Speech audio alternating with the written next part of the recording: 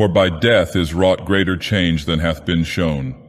Whereas in general the spirit that removed cometh back upon occasion, and is sometimes seen of those in flesh, appearing in the form of the body it bore, yet it hath happened that the veritable body without the spirit hath walked. And it is attested of those encountering who have lived to speak thereon, that a lich so raised up hath no natural affection, nor remembrance thereof, but only hate. Also it is known that some spirits which in life were benign become by death evil altogether. Holly. One dark night in midsummer, a man waking from a dreamless sleep in a forest lifted his head from the earth, and staring a few moments into the blackness said, "Catherine LaRue." He said nothing more. No reason was known to him why he should have said so much. The man was Halpin Frayser. He lived in St. Helena, but where he lives now is uncertain, for he is dead. One who practices sleeping in the woods with nothing under him but the dry leaves and the damp earth, and nothing over him but the branches from which the leaves have fallen and the sky from which the earth has fallen, cannot hope for great longevity, and Frayser had already attained the age of 32. There are persons in this world, millions of persons, and far and away the best persons, who regard that as a very advanced age. They are the children. To those who view the voyage of life from the port of departure, the bark that has accomplished any considerable distance appears already in close approach to the farther shore. However, it is not certain that Halpin Frayser came to his death by exposure. He had been all day in the hills west of the Napa Valley looking for doves and such small game as was in season. Late in the afternoon it had come on to be cloudy, and he had lost his bearings, and although he had only to go always downhill, everywhere the way to safety when one is lost, the absence of trails had so impeded him that he was overtaken by night while still in the forest. Unable in the darkness to penetrate the thickets of manzanita and other undergrowth, utterly bewildered and overcome with fatigue, he had lain down near the root of a large madrono and fallen into a dreamless sleep. It was hours later, in the very middle of the night, that one of God's mysterious messengers, gliding ahead of the incalculable host of his companions sweeping westward with the dawn line, pronounced the awakening word in the ear of the sleeper, who sat upright and spoke, he knew not why, a name he knew not whose. Halpin Frayser was not much of a philosopher nor a scientist. The circumstance that, waking from a deep sleep at night in the midst of a forest, he had spoken aloud a name that he had not in memory and hardly had in mind did not arouse an enlightened curiosity to investigate the phenomenon. He thought it odd, and with a little perfunctory shiver, as if in deference to a seasonal presumption that the night was chill, he lay down again and went to sleep. But his sleep was no longer dreamless. He thought he was walking along a dusty road that showed white in the gathering darkness of a summer night. Whence and whither it led, and why he traveled it, he did not know, though all seemed simple and natural, as is the way in dreams. For in the land beyond the bed surprises cease from troubling, and the judgment is at rest. Soon he came to a parting of the ways. Leading from the highway was a road less traveled, having the appearance indeed of having been long abandoned, because he thought it led to something evil. Yet he turned into it without hesitation, impelled by some imperious necessity. As he pressed forward, he became conscious that his way was haunted by invisible existences whom he could not definitely figure to his mind. From among the trees on either side he caught broken and incoherent whispers in a strange tongue which yet he partly understood. They seemed to him fragmentary utterances of a monstrous conspiracy against his body and soul. It was now long after nightfall, yet the interminable forest through which he journeyed was lit with a wan glimmer having no point of diffusion, for in its mysterious illumination nothing cast a shadow. A shallow pool in the guttered depression of an old wheel rut, as from a recent rain, met his eye with a crimson gleam. He stooped and plunged his hand into it. It stained his fingers. It was blood. Blood, he then observed, was about him everywhere. The weeds growing rankly by the roadside showed it in blots and splashes on their big, broad leaves. Patches of dry dust between the wheelways were pitted and spattered as with a red rain. Defiling the trunks of the trees were broad maculations of crimson, and blood dripped like dew from their foliage. All this he observed with a terror which seemed not incompatible with the fulfillment of a natural expectation. It seemed to him that it was all in expiation of some crime which, though conscious of his guilt, he could not rightly remember. To the menaces and mysteries of his surroundings, the consciousness was an added horror. Vainly he sought, by tracing life backward in memory, to reproduce the moment of his sin. Scenes and incidents came crowding tumultuously into his mind, one picture effacing another, or commingling with it in confusion and obscurity, but nowhere could he catch a glimpse of what he sought. The failure augmented his terror. He felt as one who has murdered in the dark, not knowing whom nor why. So frightful was the situation. The mysterious light burned with so silent and awful a menace. The noxious plants, the trees that by common consent are invested with a melancholy or baleful character, so openly in his sight conspired against his peace. From overhead and all about came so audible and startling whispers and the sighs of creatures so obviously not of earth, that he could endure it no longer, and with a great effort to break some malign spell that bound his faculties to silence and inaction, he shouted with the full strength of his lungs. His voice, broken, it seemed, into an infinite multitude of unfamiliar sounds, went babbling and stammering away into the distant reaches of the forest, died into silence, and all was as before. But he had made a beginning at resistance and was encouraged. He said, "I will not submit unheard. There may be powers that are not malignant traveling this accursed road. I shall leave them a record and an appeal. I shall relate my wrongs, the persecutions that I endure, I, a helpless mortal, a penitent and unoffending poet." Halpin Frayser was a poet only as he was a penitent. In his dream, taking from his clothing a small red leather pocketbook, one half of which was leaved for memoranda, he discovered that he was without a pencil. He broke a twig from a bush, dipped it into a pool of blood, and wrote rapidly. He had hardly touched the paper with the point of his twig when a low, wild peal of laughter broke out at a measureless distance away, and growing ever louder seemed approaching ever nearer. A soulless, heartless, and unjoyous laugh like that of the loon, solitary by the lakeside at midnight. A laugh which culminated in an unearthly shout close at hand, then died away by slow gradations, as if the accursed being that uttered it had withdrawn over the verge of the world whence it had come. But the man felt that this was not so, that it was nearby and had not moved. A strange sensation began slowly to take possession of his body and his mind. He could not have said which, if any, of his senses was affected. He felt it rather as a consciousness, a mysterious mental assurance of some overpowering presence, some supernatural malevolence different in kind from the invisible existences that swarmed about him, and superior to them in power. He knew that it had uttered that hideous laugh, and now it seemed to be approaching him from what direction he did not know, dared not conjecture. All his former fears were forgotten or merged in the gigantic terror that now held him in thrall. Apart from that, he had but one thought: to complete his written appeal to the benign powers who, traversing the haunted wood, might sometime rescue him if he should be denied the blessing of annihilation. He wrote with terrible rapidity, the twig in his fingers rilling blood without renewal. But in the middle of a sentence his hands denied their service to his will. His arms fell to his sides, the book to the earth, and powerless to move or cry out, he found himself staring into the sharply drawn face and blank dead eyes of his own mother, standing white and silent in the garments of the grave. In his youth, Halpin Frayser had lived with his parents in Nashville, Tennessee. The Fraysers were well-to-do, having a good position in such society as had survived the wreck wrought by civil war. Their children had the social and educational opportunities of their time and place, and had responded to good associations and instruction with agreeable manners and cultivated minds. Halpin, being the youngest and not over-robust, was perhaps a trifle spoiled. He had the double disadvantage of a mother's assiduity and a father's neglect. Frayser père was what no Southern man of means is not, a politician.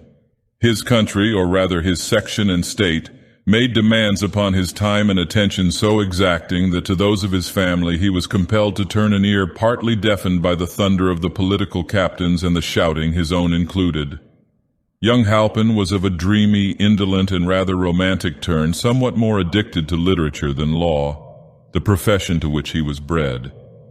Among those of his relations who professed the modern faith of heredity, it was well understood that in him the character of the late Myron Bayne, a maternal great-grandfather, had revisited the glimpses of the moon, by which orb Bayne had in his lifetime been sufficiently affected to be a poet of no small colonial distinction. If not specially observed, it was observable that while a Frayser who was not the proud possessor of a sumptuous copy of the ancestral poetical works, printed at the family expense and long ago withdrawn from an inhospitable market, was a rare Frayser indeed, there was an illogical indisposition to honor the great deceased in the person of his spiritual successor. Halpin was pretty generally deprecated as an intellectual black sheep who was likely at any moment to disgrace the flock by bleating in meter. The Tennessee Fraysers were a practical folk, not practical in the popular sense of devotion to sordid pursuits, but having a robust contempt for any qualities unfitting a man for the wholesome vocation of politics. In justice to young Halpin, it should be said that while in him were pretty faithfully reproduced most of the mental and moral characteristics ascribed by history and family tradition to the famous colonial bard, his succession to the gift and faculty divine was purely inferential. Not only had he never been known to court the muse, but in truth he could not have written correctly a line of verse to save himself from the killer of the wise. Still, there was no knowing when the dormant faculty might wake and smite the lyre. In the meantime, the young man was rather a loose fish anyhow.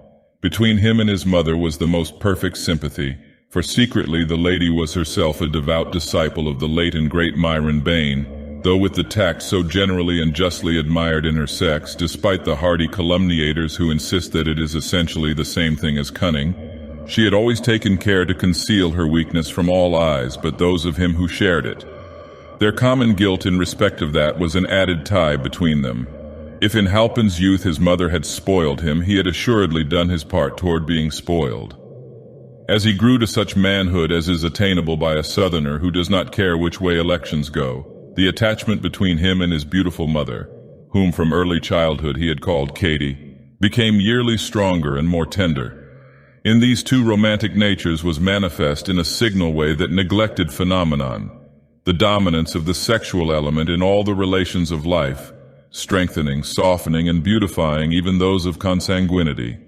The two were nearly inseparable, and by strangers observing their manner were not infrequently mistaken for lovers.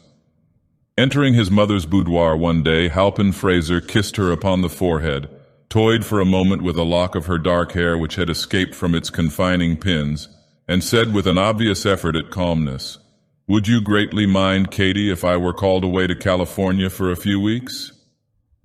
It was hardly needful for Katie to answer with her lips a question to which her telltale cheeks had made instant reply.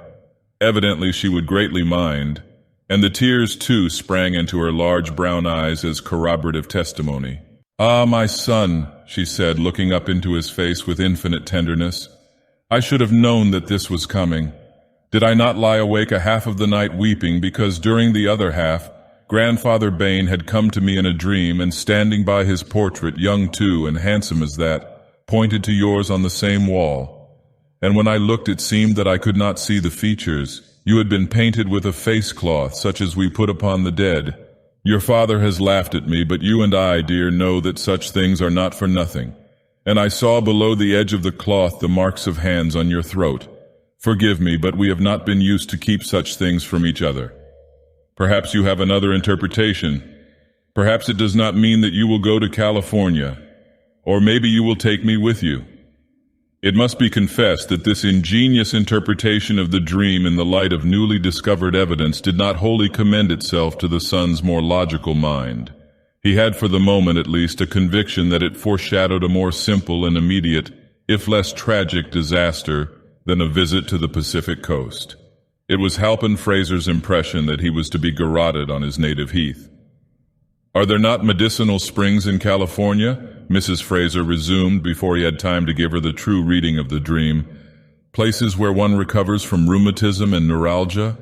Look, my fingers feel so stiff, and I am almost sure they have been giving me great pain while I slept." She held out her hands for his inspection. What diagnosis of her case the young man may have thought it best to conceal with a smile, the historian is unable to state, but for himself he feels bound to say that fingers looking less stiff and showing fewer evidences of even insensible pain have seldom been submitted for medical inspection by even the fairest patient desiring a prescription of unfamiliar scenes. The outcome of it was that of these two odd persons having equally odd notions of duty. The one went to California, as the interest of his client required, and the other remained at home in compliance with a wish that her husband was scarcely conscious of entertaining. While in San Francisco, Halpin Frayser was walking one dark night along the waterfront of the city when, with a suddenness that surprised and disconcerted him, he became a sailor. He was in fact shanghaied aboard a gallant ship and sailed for a far country. Nor did his misfortunes end with the voyage, for the ship was cast ashore on an island of the South Pacific, and it was 6 years afterward when the survivors were taken off by a venturesome trading schooner and brought back to San Francisco. Though poor in purse, Frayser was no less proud in spirit than he had been in the years that seemed ages and ages ago. He would accept no assistance from strangers, and it was while living with a fellow survivor near the town of St. Helena, awaiting news and remittances from home, that he had gone gunning and dreaming. The apparition confronting the dreamer in the haunted wood, the thing so like yet so unlike his mother, was horrible. It stirred no love nor longing in his heart. It came unattended with pleasant memories of a golden past, inspired no sentiment of any kind. All the finer emotions were swallowed up in fear. He tried to turn and run from before it, but his legs were as lead. He was unable to lift his feet from the ground. His arms hung helpless at his sides. Of his eyes only he retained control, and these he dared not remove from the lusterless orbs of the apparition, which he knew was not a soul without a body, but that most dreadful of all existences infesting that haunted wood, a body without a soul. In its blank stare was neither love nor pity nor intelligence, nothing to which to address an appeal for mercy. An appeal will not lie, he thought, with an absurd reversion to professional slang, making the situation more horrible, as the fire of a cigar might light up a tomb. For a time which seemed so long that the world grew gray with age and sin, and the haunted forest, having fulfilled its purpose in this monstrous culmination of its terrors, vanished out of his consciousness with all its sights and sounds, the apparition stood within a pace, regarding him with the mindless malevolence of a wild brute, then thrust its hands forward and sprang upon him with appalling ferocity. The act released his physical energies without unfettering his will. His mind was still spellbound, but his powerful body and agile limbs, endowed with a blind, insensate life of their own, resisted stoutly and well. For an instant he seemed to see this unnatural contest between a dead intelligence and a breathing mechanism only as a spectator. Such fancies are in dreams. Then he regained his identity almost as if by a leap forward into his body, and the straining automaton had a directing will as alert and fierce as that of its hideous antagonist. But what mortal can cope with a creature of his dream? The imagination creating the enemy is already vanquished. The combat's result is the combat's cause. Despite his struggles, despite his strength and activity which seemed wasted in a void, he felt the cold fingers close upon his throat. Borne backward to the earth, he saw above him the dead and drawn face within a hand's breadth of his own, and then all was black. A sound as of the beating of distant drums, a murmur of swarming voices, a sharp far cry signing all to silence, and Halpin Frayser dreamed that he was dead. A warm, clear night had been followed by a morning of drenching fog.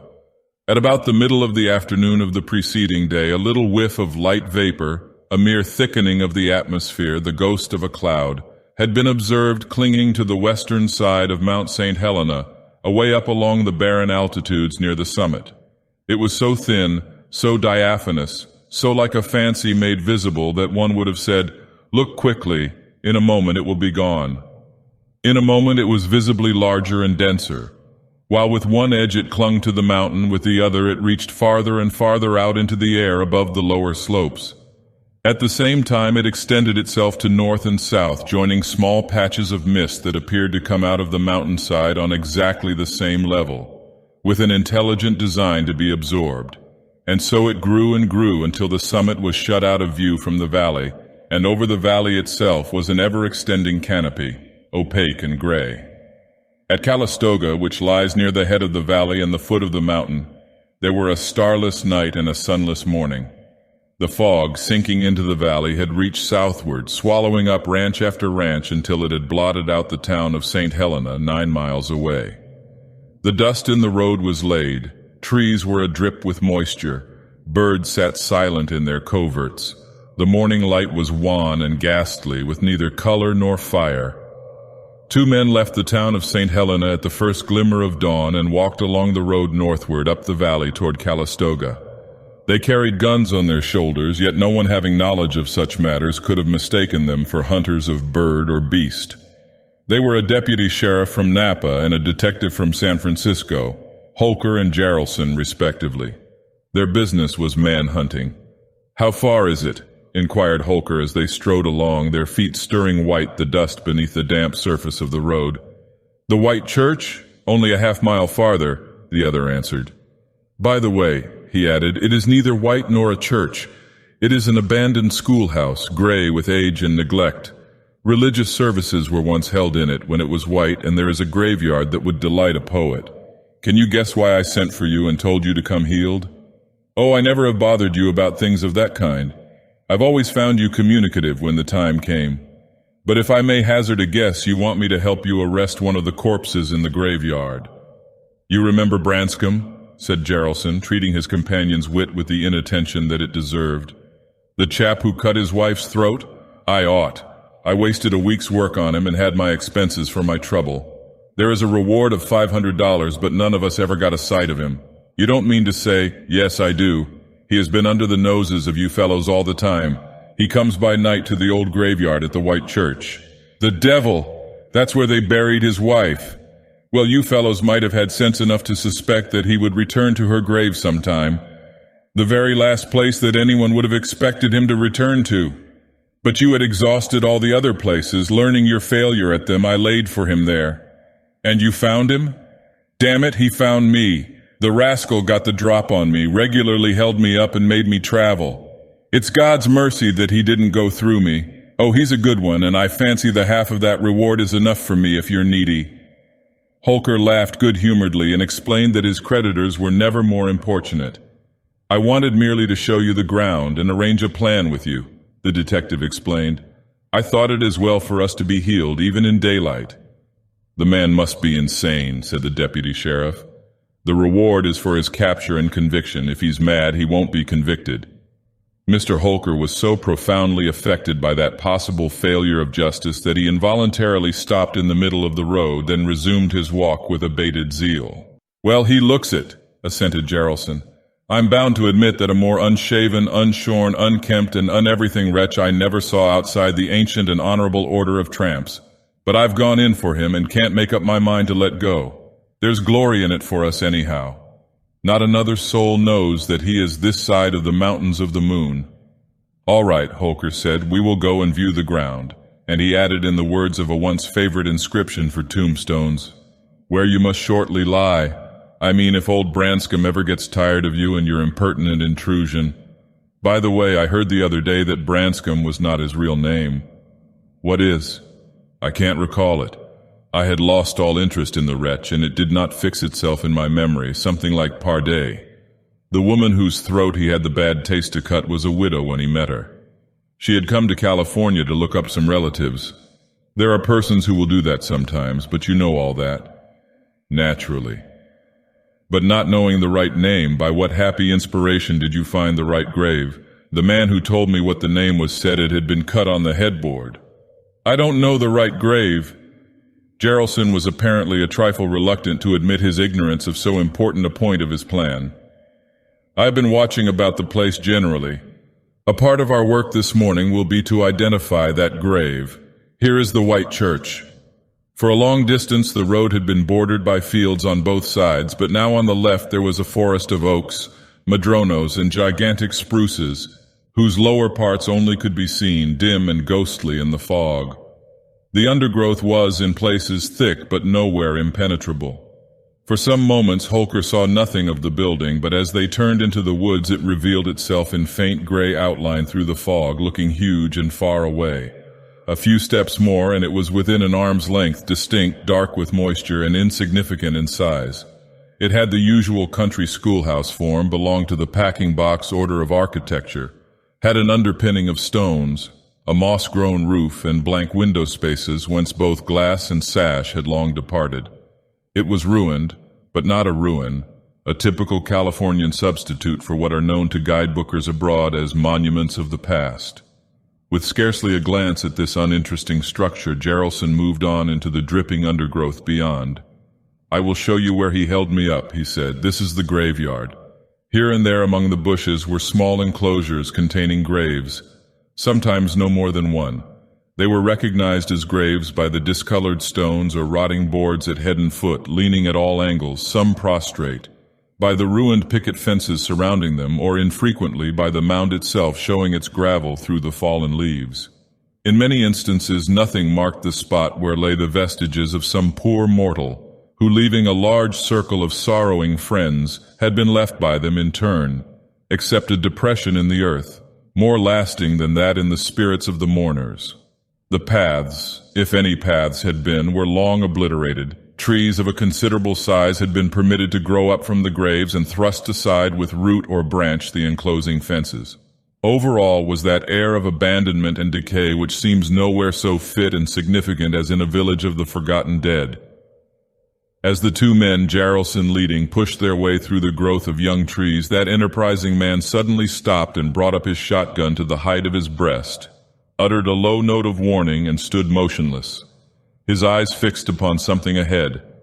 As well as he could, obstructed by brush, his companion, though seeing nothing, imitated the posture and so stood, prepared for what might ensue.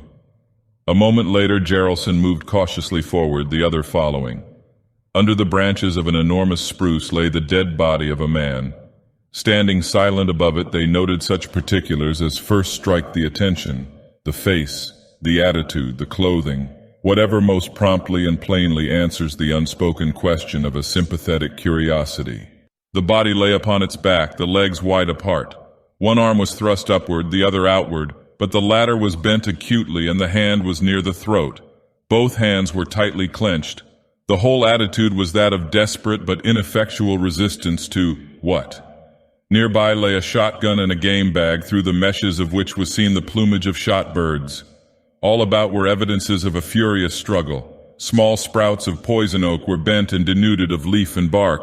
Dead and rotting leaves had been pushed into heaps and ridges on both sides of the legs by the action of other feet than theirs.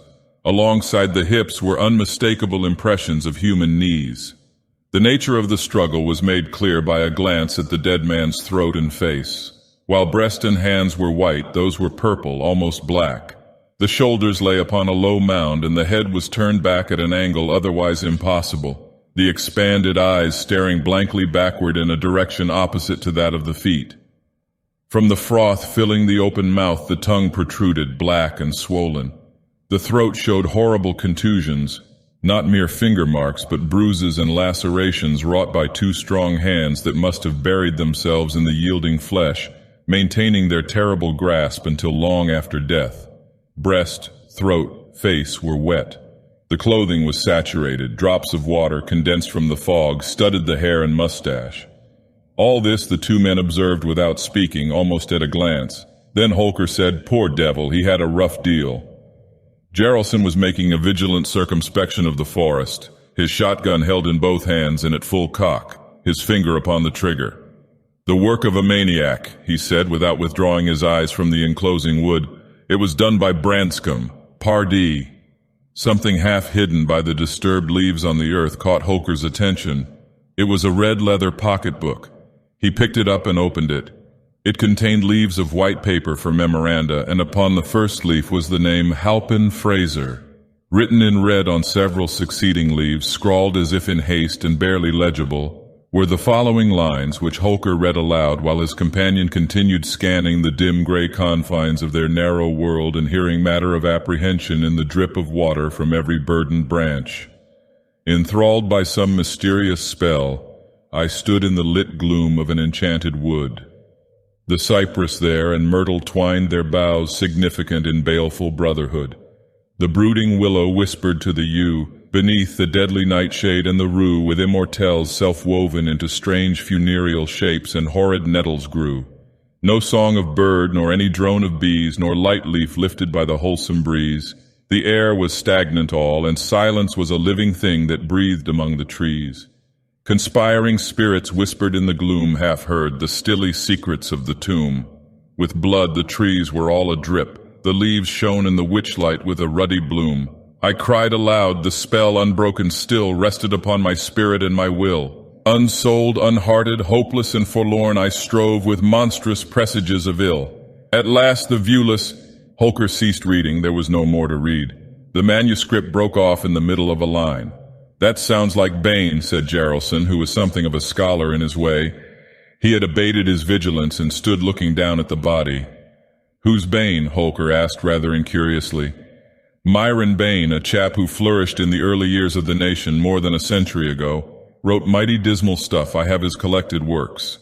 That poem is not among them, but it must have been omitted by mistake."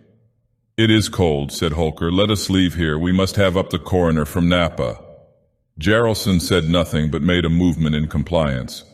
Passing the end of the slight elevation of earth upon which the dead man's head and shoulders lay, his foot struck some hard substance under the rotting forest leaves, and he took the trouble to kick it into view. It was a fallen headboard, and painted on it were the hardly decipherable words, "Catherine LaRue." "LaRue, LaRue," exclaimed Holker with sudden animation. "Why, that is the real name of Branscombe, not Parday. And bless my soul, how it all comes to me, the murdered woman's name had been Frayser." "There is some rascally mystery here," said Detective Jaralson. "I hate anything of that kind." There came to them out of the fog, seemingly from a great distance, the sound of a laugh. A low, deliberate, soulless laugh, which had no more of joy than that of a hyena night-prowling in the desert. A laugh that rose by slow gradation, louder and louder, clearer, more distinct and terrible, until it seemed barely outside the narrow circle of their vision. A laugh so unnatural, so unhuman, so devilish, that it filled those hardy man-hunters with a sense of dread unspeakable. They did not move their weapons nor think of them. The menace of that horrible sound was not of the kind to be met with arms. As it had grown out of silence, so now it died away. From a culminating shout which had seemed almost in their ears, it drew itself away into the distance until its failing notes, joyless and mechanical to the last, sank to silence at a measureless remove.